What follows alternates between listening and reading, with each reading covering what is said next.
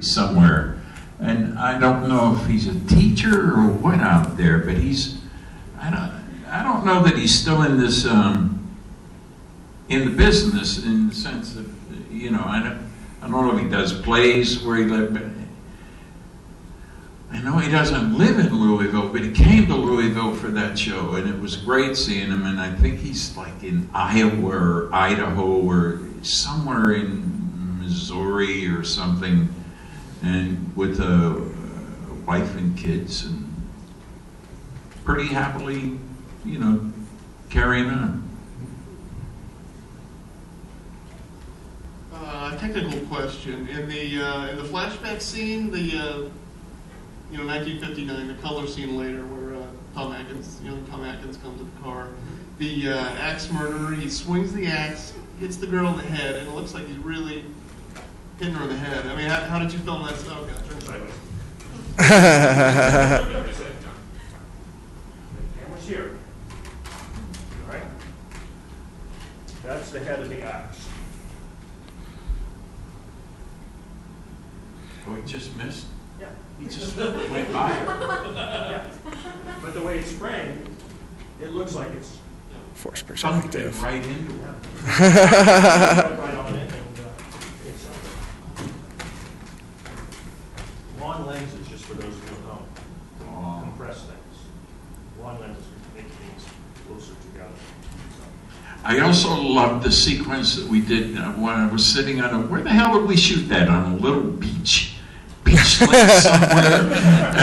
A pond or a lake or something? Detective Cameron's Dream, which is my other favorite scene in the movie. A little homage to Spielberg there with the wipe cuts, just totally ripped off from Jaws.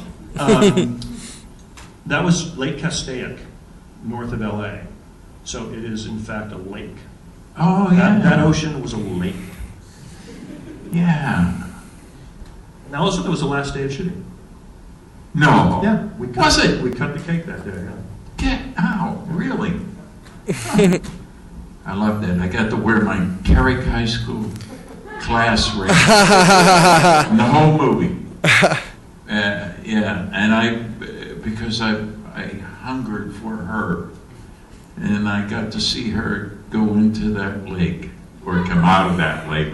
I love that reverse way he did that, and having these beautiful, exotic, aloha girls bringing me coconut drinks with umbrellas. And, oh, geez, yeah, that was a swell day. I didn't know that was our last day. It was fun. Whatever happened to those girls? Whatever happened to the girl? The girl that gives you the coconut. You're marrying her. No. No. Okay. Her name is Nika LaRue. And I found out later, when I cast her sister Eva LaRue in RoboCop 3, that they're sisters. So one sister is in my first movie, and the other one is in my third movie. And they are the granddaughters of Lash LaRue. Very likely. For 1950s comics. Oh my God. Actually, no, Eva is on one of those CSI or NCIS, Yeah. TWA. Any questions? There's a blonde girl from the film who I see at the horror movie conventions. Who the hell would that be? Suzanne Snyder, maybe? From Weird Because Science. she's in one of the Living Dead movies, I think. Ah, maybe. Do you have any horror nerds here? Yeah. Suzanne Snyder, like Return to Living Dead Part 2. Oh yeah. She's in Weird Science too. Well, and so is Jill Whitlow in Weird Science. She's Okay. Cosmetics Girl, one scene. Oh yeah. Let me share something that Fred and I talked about earlier. We think. This is purely hypothetical. But we are seriously thinking that Jill, Cynthia. the main tomato from the movie, and Steve, with Handicapped guy. the affliction, The tomato. are an item Yep. Ah. today. right now. I'm Yeah. getting this purely from Facebook. And it's only from what we've sussed out over the past few months, and emails and communications with them and being with them and seeing them that, yes. So there you go. I think it's great. In the director's commentary, you talk about you thought maybe Jill and Spanky had some shenanigans on set.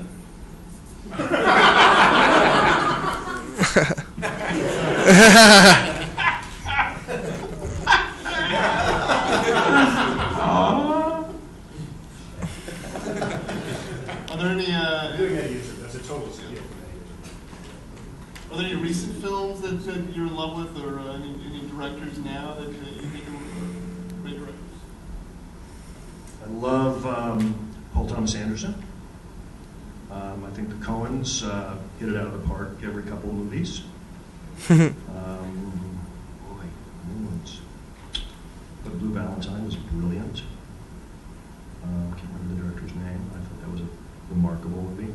I think there's a lot of stuff going on in independent film right now that's really cool. You know, I admire Steven Soderbergh's career more than the individual films, but I would love to be that. He's going to make a comic book movie now, and he's going to make a disease, global disease andromeda strain movie, and then he's just going to do a little drama, and then he's going to do something for 5 cents, in Omaha with nobody you've ever heard of. I find that much more interesting and refreshing than the Michael Bay movies, frankly. Yeah. Yeah, Primer. I'm a big fan. I'm glad you asked. I'm a big fan of the guy, the young kid that goes, let's go into the garage and make a movie. Ed Sanchez with Blair Witch, and Oren Peli with Paranormal Activity, which I think is really scary. It's like, this movie's scary. Come on, let's just admit it. But people go, well, nothing happens. What do you mean nothing happens? There's no big effects. There's no CGI and screaming stereo sound and crap. There's no crap in this movie. It's people talking and then something sort of moves. It's scary as shit. So I'm a big fan of the less is more. And the directors who are surprising me now are the ones that, I don't have an answer to your question because I'm always like surprised. Like, oh, wow, ooh, wow, that's cool.